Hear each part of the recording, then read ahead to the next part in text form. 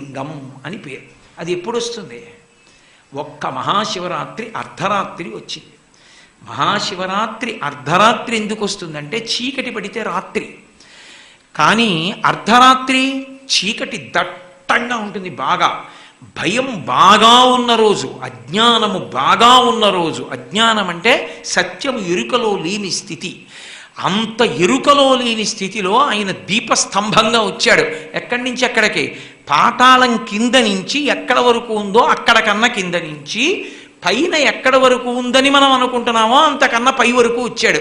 అది అగ్నిస్తంభంగా వచ్చాడు. ఇలా వచ్చింది ఎప్పుడు వచ్చాడు? తత్వాన్ని పక్షపాతరహితంగా విచారణ చెయ్యాలి. శ్రావణ మాసంలో వచ్చేటటువంటి బహుళపక్షమి నాటి అష్టమి నాటి అర్ధరాత్రి కూడా వచ్చింది అదే తత్వం. అది కృష్ణతత్వంగా వచ్చింది. అది కరచరణాదులతో వచ్చింది. వచ్చి కృష్ణం వందే జగద్